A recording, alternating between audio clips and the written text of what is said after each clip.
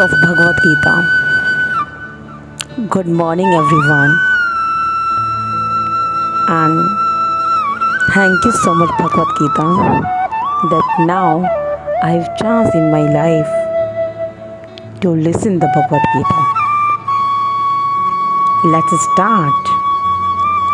Third text, third verse of second chapter. O son of path, do not yield to this degrading importance. It does not become you, give you such petty weakness of heart and arise, O justicer of the enemy. Arjun was addressed as son of Parth, who happened to be the sister of Krishn's father, Vasudev.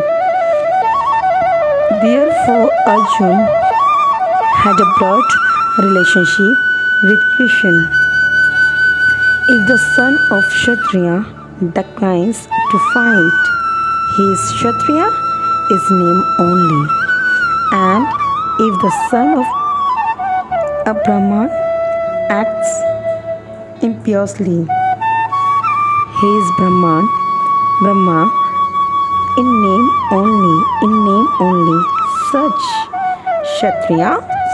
Kshatriyas and Brahmans are unworthy sons of their fathers. Therefore, Krishna did not want Arjun to become unworthy son of Kshatriya. Arjun was the most intimate friend of Krishna, and Krishna was directly guiding him on the chariot. But in spite of all these credits, if Arjun abandoned battle, he would be committing an infamous act. Therefore, Krishna said that such an attitude in Arjun did not fit his personality. Arjun might argue that he would give up the battle on the grounds of his magnanimous attitude for the most respectable Bhishma and his relatives, but Krishna considered that short of magnanimity mere weakness of heart. Such force magnanimity was not approved by any authority. Therefore, such magnanimity or so-called non-violence should be given by persons like Arjun under the direct guidance of Krishna. Text 4. Arjun said, O killer of enemies, O killer of Madhu, how can I counter-attack with arrows in battle men like Bhishma and Drona, who are worthy of my worship? Respectable seers like Bhishma, the grandfather, and Dronacharya, the teacher, are always worshipable. Even if they attack, they should not be counter-attacked. It is general etiquette that superiors are not to be offered even a verbal fight. When, if they are sometimes harsh in behavior, they should not be harshly treated. Then how is it possible? And how is it possible for Arjun to counter-attack them?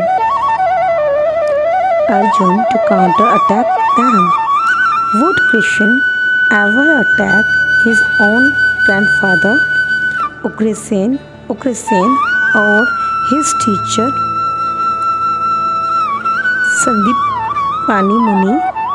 Sandipni Muni. These were some of the arguments offered by Arjun to Krishna. Text 5. It would be better to live in this world by beginning than to live at the cost of the lives of great souls who are my teachers, even those desiring worldly gain, they are superiors. If they are killed, everything we enjoy will be tainted with blood. According to spiritual codes, a teacher who engages in an abominable action and has lost his sense of discrimination is fit to be abandoned. Bhishma and Drona were obliged to take the side of Duryodhana because of his financial assistance, although they should not have expected such a position simply on financial consideration.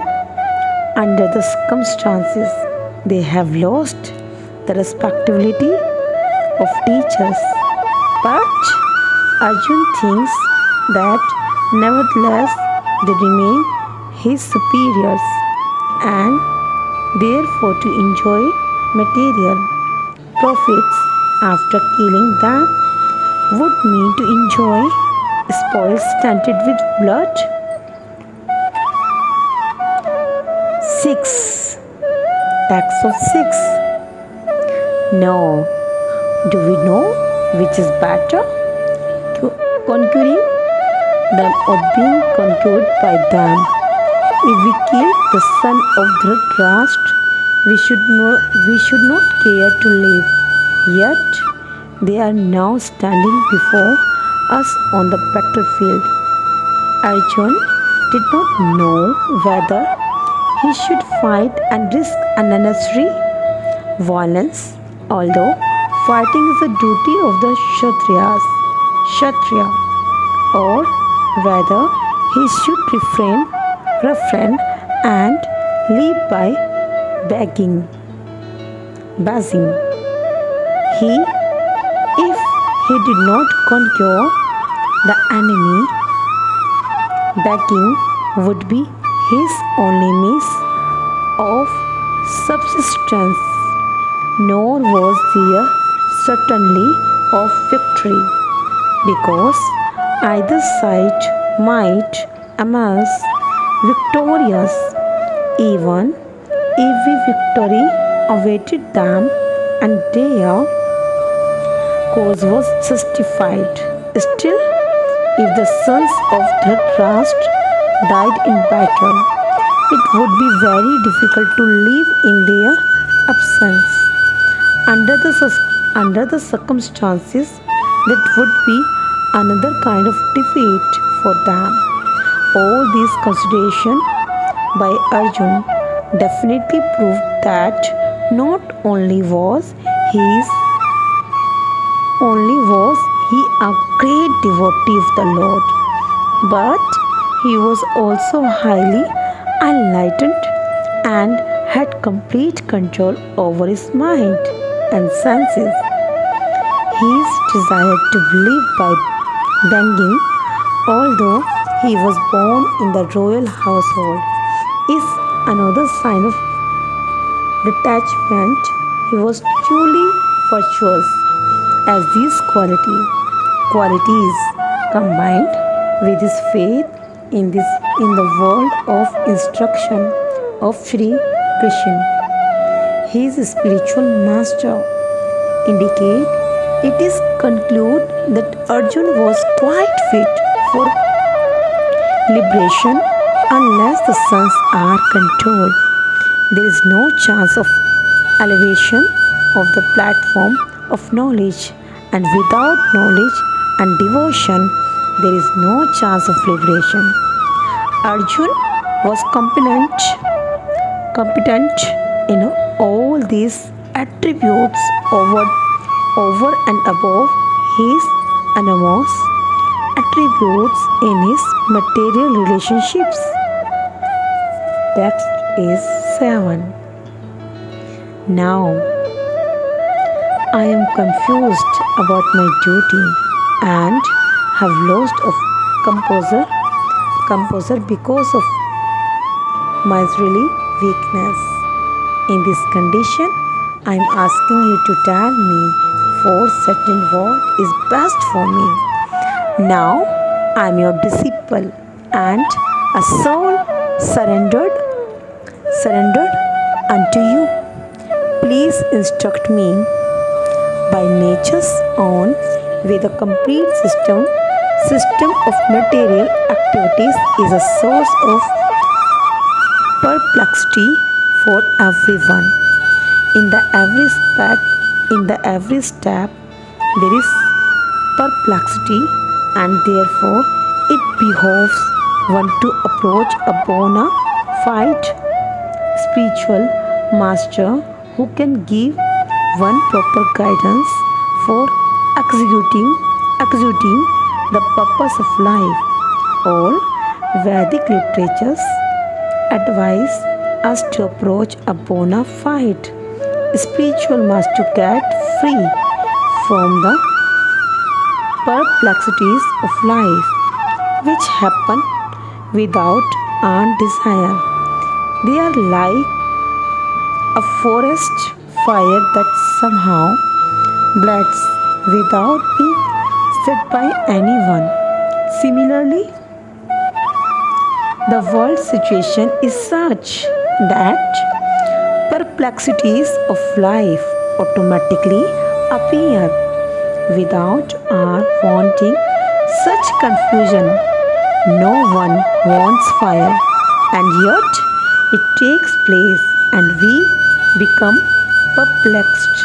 The Vedic wisdom therefore advises that in order to solve the perplexities of life and to understand the science of the solution, one must approach a spiritual master who is in the disciple succession, a person with a bona fide spiritual master is supposed to know everything. One should not, therefore, remain in material perplexities, but should approach a spiritual master. This is the purport of this verse. Who is a man in material perplexities? It is he who does not understand the problems of life. In the perplexed, man is described as follows. He is miserly man who does not solve the problems of life as a human, and who thus quiets the world like the cats and dogs. Without understanding the science of self-realization, this human form of life is most valuable assets for the living entity, who can utilize it for solving the problems of life. Therefore, one who does not utilize the opportunity properly is a miser.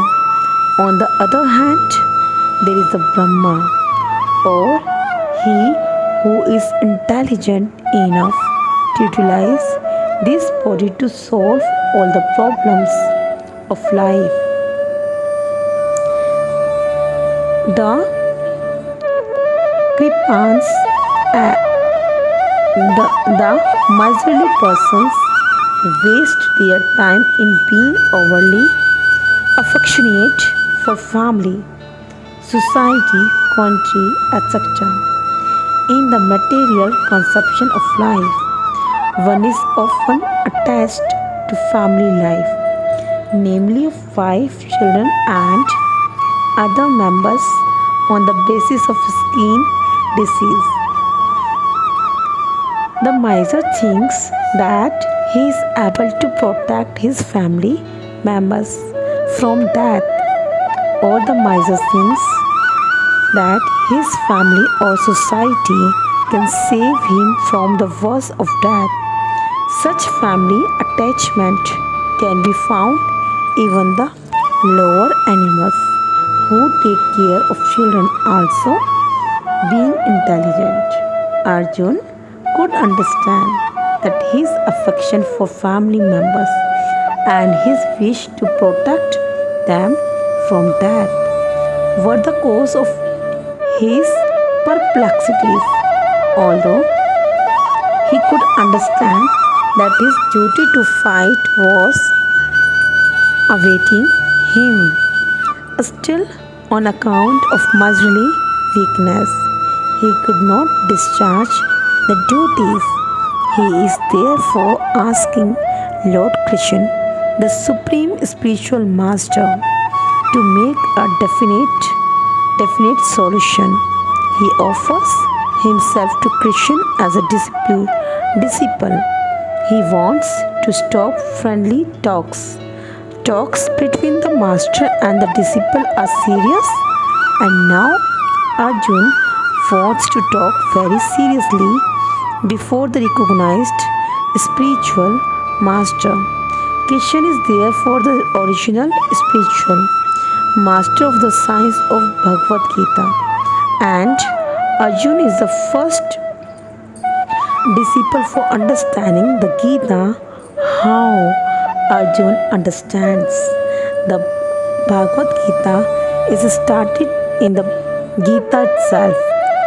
Bhagavad Gita is started in the Gita itself, and yet foolish mundane scholars explain that one need not submit to Krishna as a person, but to the unborn within Krishna. There is no difference between Krishna's within and without, and one who has no sense of this understanding is the greatest fool in trying to understand Bhagavad Gita. Next passage is 8th. I can find no means to drive away this grief which is drying up my senses. I will not be able to dispel it, even if I win a prosperous, unrevealed kingdom on earth with sovereignty like the demigods in heaven. Although Arjuna was putting forward so many arguments based on knowledge of the principles of religion and moral codes, it appears that he was unable to solve his real problem without the help of the spiritual master, Lord Shri Krishna. He could understand that his so-called knowledge was useless in driving away his problems, which were drying up his whole existence, and it was impossible for him to solve such perplexities without the help of a spiritual master like Lord Krishna. Academic knowledge, scholarship, high position, etc. are all useless in solving the problems of life. Help can be given only by a spiritual master like Krishna. Therefore, the conclusion is that a spiritual master who is 100% Krishna conscious is the bona fide spiritual master, for he can solve the problems of life. Lord Chaitanya said that one who is master in the science of Krishna consciousness, regardless of his social position, is a real spiritual master. It does not matter whether a person is a Vipra, learned scholar in Vedic wisdom, or is born in a lower family, or is in the renounced order of life. If he is master in the science of Krishna, he is a perfect and bona fide spiritual master. So, without being a master in the science of Krishna consciousness, no one is a bona fide spiritual master. It is also said in Vedic literatures. A scholarly Brahman, expert in all subjects of Vedic knowledge, is unfit to become a spiritual master without being a Vaishnava or expert in the science of Krishna consciousness, but a person born in a family of a lower caste can become a spiritual master if he is a Vaishnava of Krishna consciousness. The problems of material existence, birth, old age, disease, and death cannot be contracted by accumulation of wealth and economic development. In many parts of the world, there are states which are replete with all facilities of life, which are full of wealth and economically developed. Yet the problems of material existence are still present. They are seeking peace in different ways, but they can achieve real happiness only if they consult Krishna or the Bhagavad Gita and Srimad Bhagavatam, which constitute the science of Krishna. Through the bona fide representative of Krishna, the man in Krishna consciousness. Economic development and material comforts could drive away one's limitations for family, social, national, and international inabilities.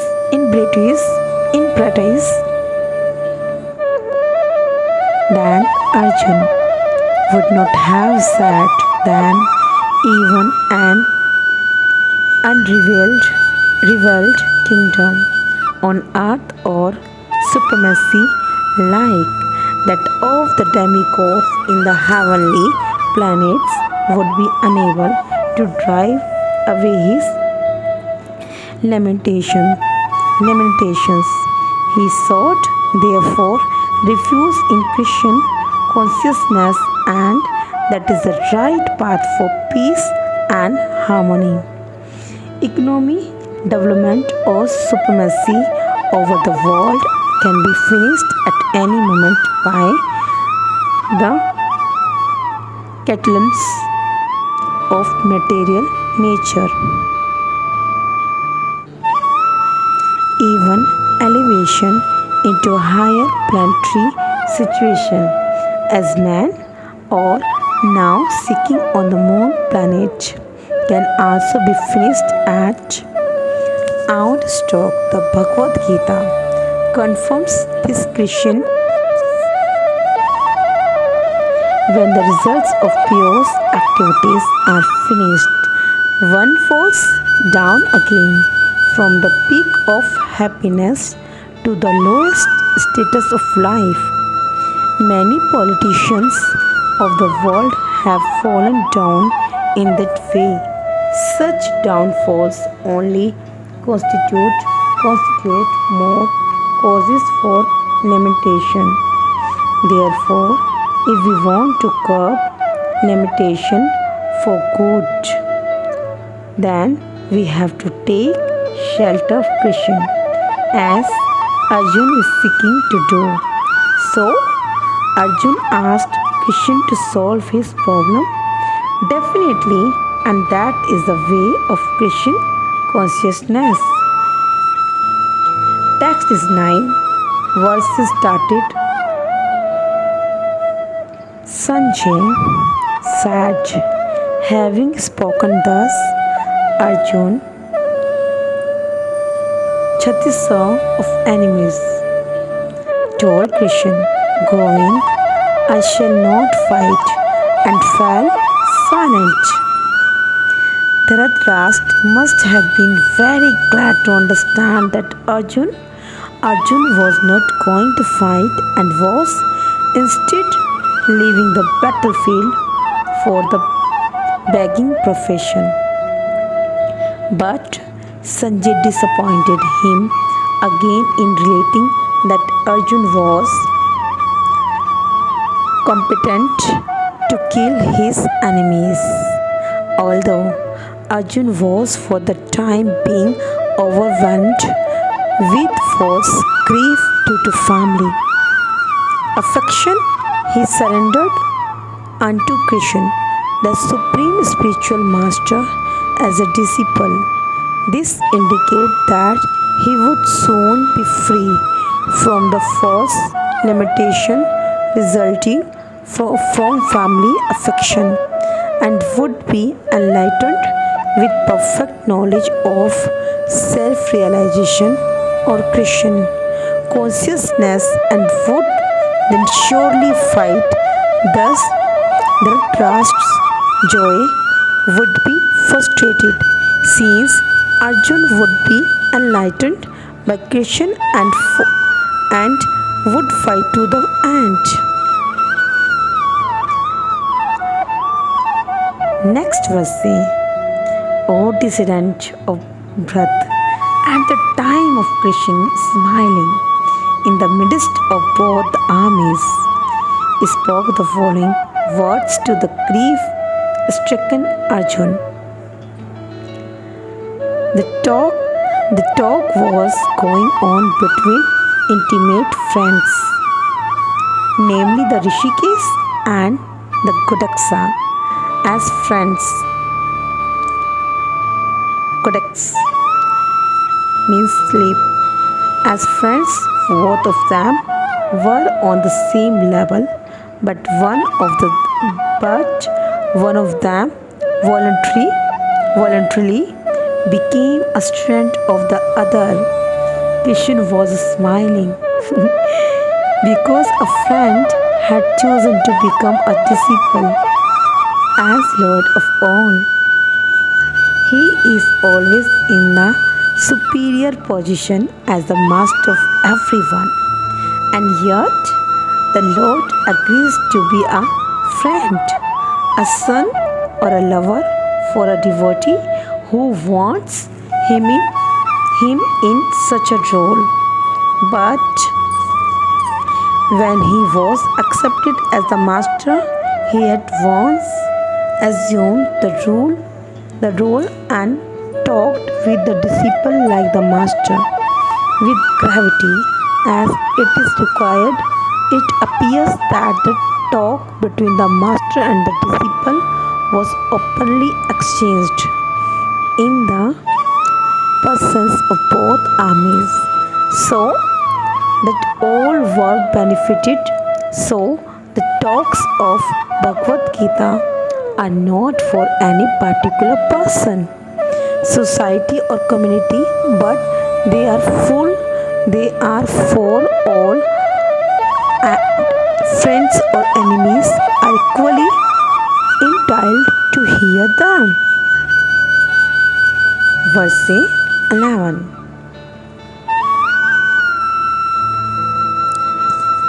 The Supreme Personality of Godhead said while speaking learned words, "You are mourning for what is not worthy of grief. Those who are wise lament neither for the living nor for the dead." The Lord at once took the position of the teacher and chastised the student, calling him indirectly a fool. The Lord said, "You are talking like a learned man, but you do not know that one who is learned, one who knows what is body and what is soul, does not lament for any stage of the body, neither in the living nor in the dead condition." As explained in later chapters, it will be clear that knowledge means to know matter and spirit and the controller of both.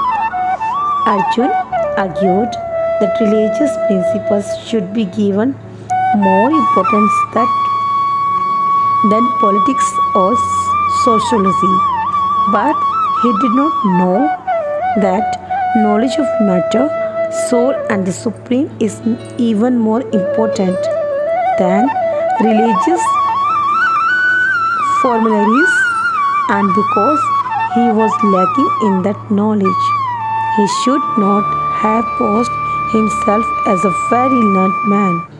As he did not happen to be a very learned man, he was consequently lamenting for something which was unworthy of lamentation. The body is born and is destined to be vanquished today or tomorrow. Therefore, the body is not as important as a soul. One who knows this is actually learned, and for him there is no cause for lamentation, regardless of the condition of the material body. Now next verse is 12.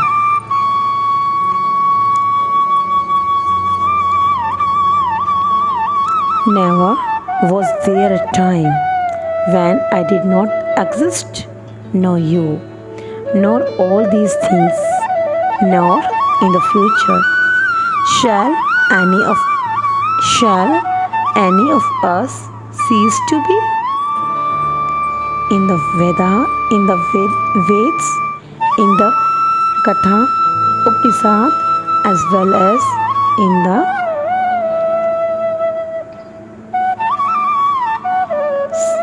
Sevatvatra Upanishad, it is said that the Supreme Personality of Godhead is the maintainer of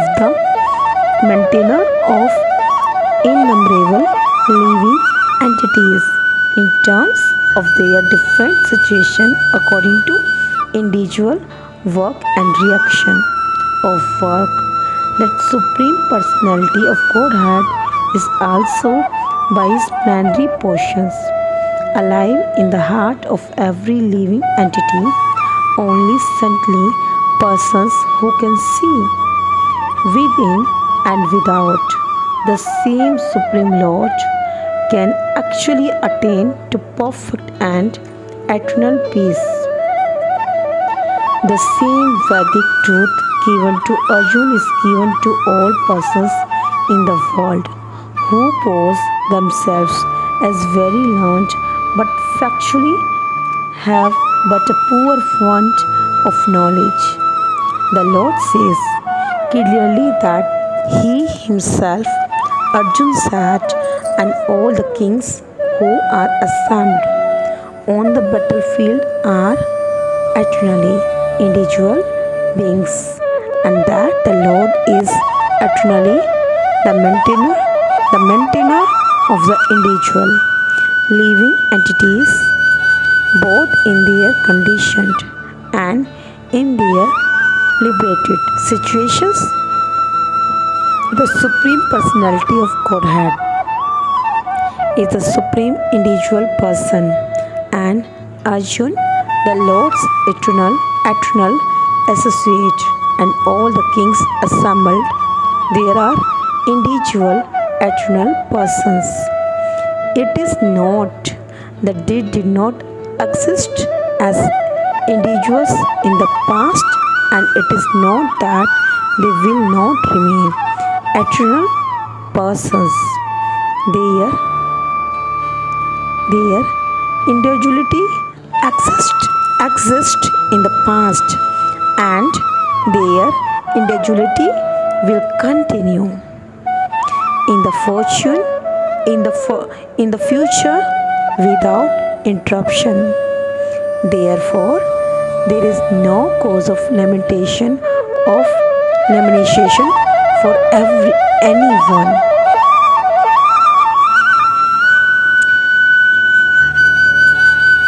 The Mayavadi theory that after liberation, the individual soul, separate by the covering of Maya or illusion, will merge into the impersonal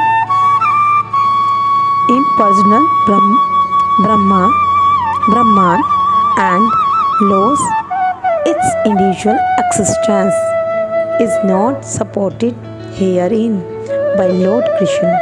The supreme authority now is a theory that we only think of individuality in the conditioned state supported herein.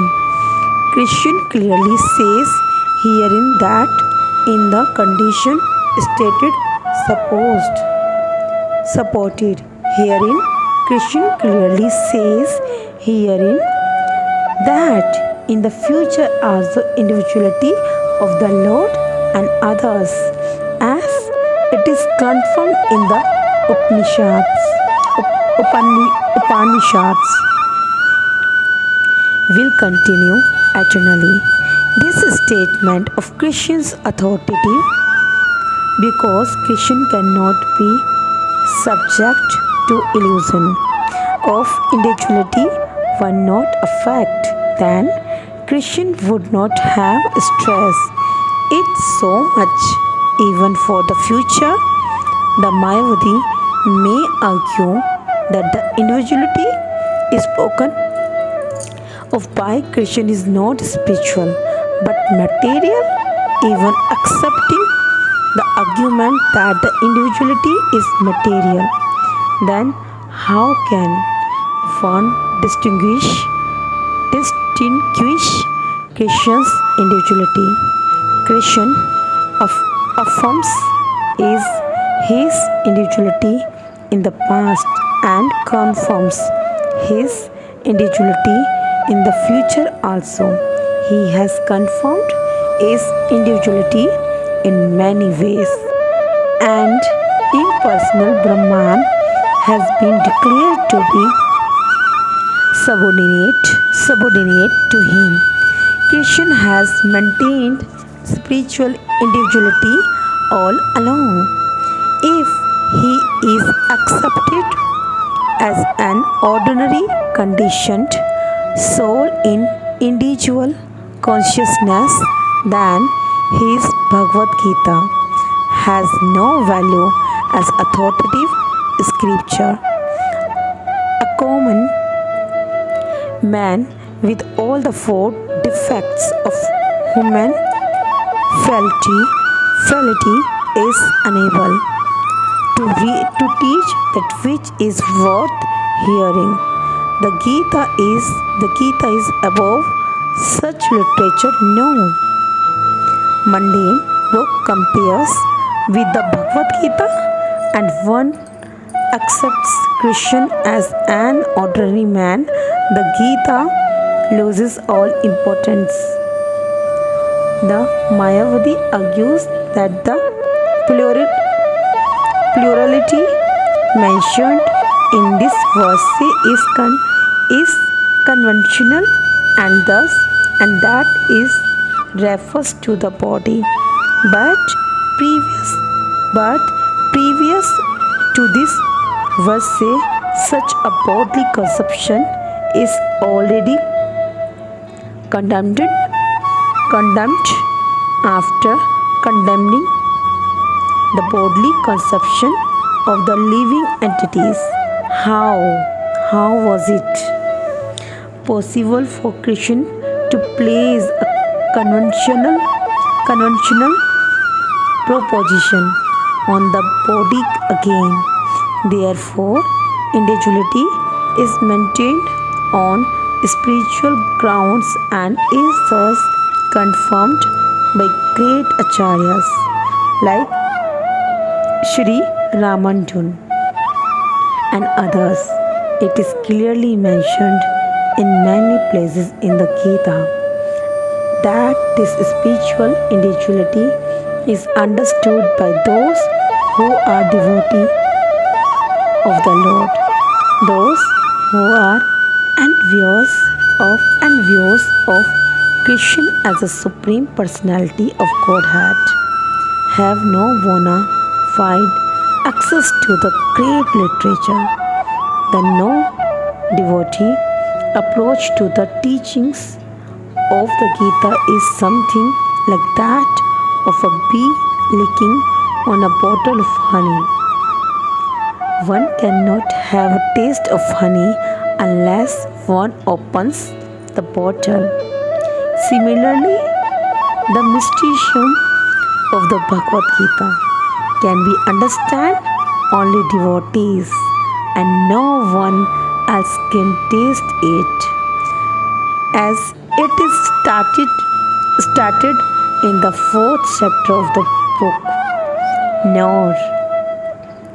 Nor can the Gita be touched by persons who envy the very existence of the Lord. Therefore, the Mayavadi explanations of the Gita is a most misleading presentation of the whole truth. Lord Chaitanya has forbidden us to read commentation made by the Mayavadis and wants that one who takes to such an understanding of the Mayavadi philosophy loses all power to stand the real mystery of the Gita. If individuality refers to the empirical universe, then there is no need of teaching by the Lord. The plurality of the individual soul and of the Lord is an eternal fact, and it is confirmed by the Veds as above mentioned. Now, verses start at 13. As the embodied soul continuously passes in this body from boyhood to youth to old age, the soul similarly passes into other body at death. A sober person is not bewildered by such a change, since every living entity is an individual soul. Each is changing his body every moment, manifesting sometimes as a child, sometimes as a youth, and sometimes as an old man. Yet the same spirit soul is there and does not undergo any change. This individual soul finally changes the body at death and transmigrates to another body, and since it is sure to have another body in the next birth, either material or spiritual, there was no cause for lamentations by Arjuna on account of that, neither for Bhishma nor for Drona, for whom he was so much concerned. Rather, he should rejoice for their changing bodies from old to new ones, thereby rejuvenating their energy. Such changes of body account for varieties of enjoyment of suffering. Account to one's work in life. So, Bhishma and Drona, being noble souls, were surely going to have spiritual bodies in the next life, or at least life in heavenly bodies, for superior enjoyment of material existence. So, in either case, there was no cause of lamentation, and any man who has perfect knowledge of the constitution of the individual soul, the super soul and nature, both material and spiritual, is called a dhir, or a most sober man. Such a man is never deluded by the change of bodies. The Mayavadi theory of oneness of the spirit soul cannot be entertained on the ground that the spirit soul cannot be cut into pieces as a fragmental portion. Such cutting into different individual soul would make the supreme cleanable and changeable, against the principle of the supreme source being unchangeable as confirmed in the Gita. Fragmental portions of the supreme exist eternally, Sanatan, and are called Kesar.